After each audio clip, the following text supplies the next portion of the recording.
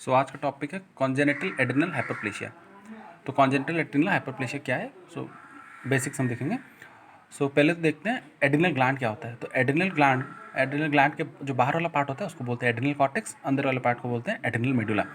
तो ये जैसे एड्रिनल कॉर्टेक्स है, ये एड्रिनल मेडुला है। तो एड्रिनल मेडुला वो देता है दो हार्मोन्स, एपिनेफ्रिन, नॉरएपिनेफ्रिन।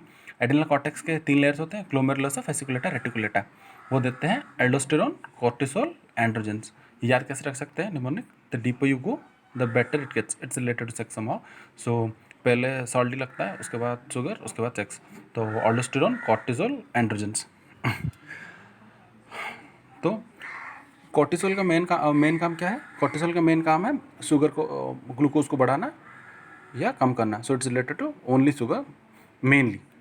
ऑल्डोस्टेरोन का काम है बीपी बढ़ाना या कम करना, क्योंकि ऑल्डोस्टेरोन मतलब क्या होता है? Increase Na plus mainly increase करता है, और H2 Na प्लस जहाँ पे आता है उसके साथ H2 फॉलो करता है।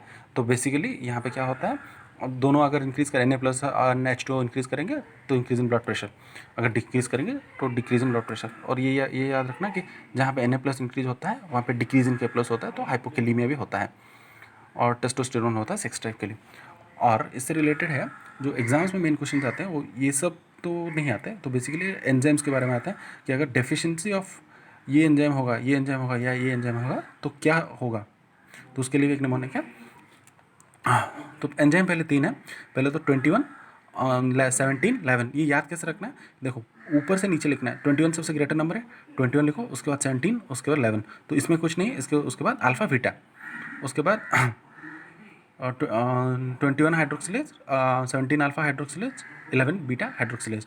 तो एक काम करो, यहाँ पे लिखो 21 है ये 17, ये 11, इसी के सीक्वेंस में ये।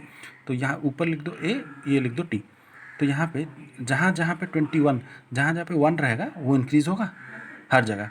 तो यहाँ पे ये इंक्रीज़ हो रहा है, यहाँ पे टेस्टोस्टेरोन इंक्रीज़ हो रहा है, ऑल्डोस्टेरोन कम होगा, और कोर्टिसोल भी कम होगा। यहाँ पे हम नहीं लिख पाएंगे और निमोनिक में नहीं आएगा, बट एक ही चीज़ इंक्रीज होगा हर जगह। तो यहाँ पे जहाँ पे वो जो 1 होता है, यहाँ पे दो चीज़ें इंक्रीज हो रही है, जहाँ पे 1 होता है वो चीज़ इंक्रीज होगी। तो यहाँ पे टेस्टोस्टेरोन इंक्रीज होगा, और तो टेस्टोस्टेरोन अगर इंक्रीज होगा तो इसका मतलब विरलाइजेशन। यहाँ पे ऑल्डोस्टेरोन इंक्रीज होगा क्योंकि यहाँ पे 1 है, तो यहाँ पे हो जाएगा इंक्रीज इन बीपी। और यहाँ पे क्या होगा, यहाँ पे 2 1 है, तो यहाँ पे ऑल्डोस्टेरोन भी इंक्रीज होगा और टेस्टोस्टेरोन भी इंक्रीज होगा। एक्चुअली इसका एक काम क्या है कि यहाँ पे कुछ लोग बोलेंगे अभी कि ऑल्डोस्टेरोन डिक्रीज़ होता है, बट यहाँ पे क्या होता है, ये साइकिल देखो। यहाँ पे दो जगह ऑल्डोस्टेरोन प्रोड्यूस होता है। ये एक्चुअली होता है वीक ऑल्डोस्टेरोन, ये होता है मेन ऑल्डोस्टेरोन। तो यहाँ पे ये तो प्रोड्यूस नहीं होगा, बट ये प्रोड्यूस होगा। तो अगर आपको इतने कॉम्प्लिकेशंस के अंदर नहीं जाना है तो बस इतना याद रखो कि ये निमोनिक याद रख लो। तो 21 हाइड्रोक्सिलेज में क्या होता है, यहाँ पे 1 है तो ये इंक्रीज़ हो रहा है, तो टेस्टोस्टेरोन इंक्रीज़ हो रहा है, तो विरलाइजेशन। 17 में ऑल्डोस्टेरोन इंक्रीज़ हो रहा है, तो इंक्रीज़ इन बीपी। और यहाँ पे दोनों इंक्रीज़ हो रहा है, तो इंक्रीज़ इन बीपी भी होगा और विरलाइजेशन भी होगा। मेनली ये होगा, ये थोड़ा कम होगा, बट मेनली ये होगा। और अगर आपको ज़्यादा समझना है तो आगे जाते हैं, नहीं तो आप यहाँ पे वीडियो छोड़ सकते हो। वैसे मेन चीज़ ख़त्म हो चुका है। तो जैसे एड्रिनल ग्लैंड के अंदर होता है कोलेस्ट्रॉल होता है प्रेग्नेलोन।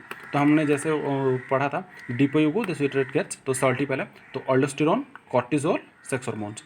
तो यहाँ पे क्या होगा, हाँ यहाँ पे 2 ऑल्डोस्टेरोन मिलेंगे, एक वीक ऑल्डोस्टेरोन होगा, एक मेन ऑल्डोस्टेरोन होगा, ठीक है। तो तीन एंजाइम जो अभी हमने पढ़े थे, बीच वाले में सब एंजाइम्स होंगे 11, 21, 17। और सेक्स हार्मोन के पास 17 होगा। अगर आप तीनों नंबर देखो 11, 17, 21, सबका बीच वाला नंबर क्या है 17, और सेक्स बीच वाला ऑर्गन से ही होता है, तो 17। और बच गया क्या, 11 और 21। तो 21 वीक ऑल्डोस्टेरोन देगा, 11 मेन ऑल्डोस्टेरोन देगा, दैट्स इट।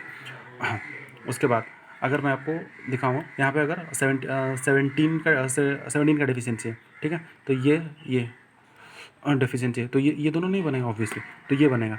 तो इंक्रीज इन बीपी, यहाँ पे देखो 17 increase in aldosterone, increase in BP. अगर अभी हम देखेंगे जैसे 21 नहीं बन रहा है, तो इंक्रीजिंग सेक्स हार्मोन्स हो जाएगा। यहाँ पे देखो 21 इंक्रीज इन टेस्टोस्टेरोन, ईजी। और अगर 11 का डेफिशिएंट कर देते हैं, 11 का डेफिशिएंट कर देते हैं तो ये मेनली बढ़ जाएगा। मैंने आपको पहले बोला था ये ज़्यादा बढ़ता है, बट 11 यहाँ पे डेफिशिएंट हुआ, 21 तो है ना, तो वीक कोलेस्ट्रॉल तो थोड़ा बहुत बनेगा ही, तो इसीलिए ये भी इंक्रीज़ होगा। एक्चुअल में डिक्रीज़ होता है, but because of weak cholesterol ये हमने बनाया है ताकि हमको समझ आ सके कि क्या इंक्रीज, मतलब फाइनल रिजल्ट क्या है। Thank you.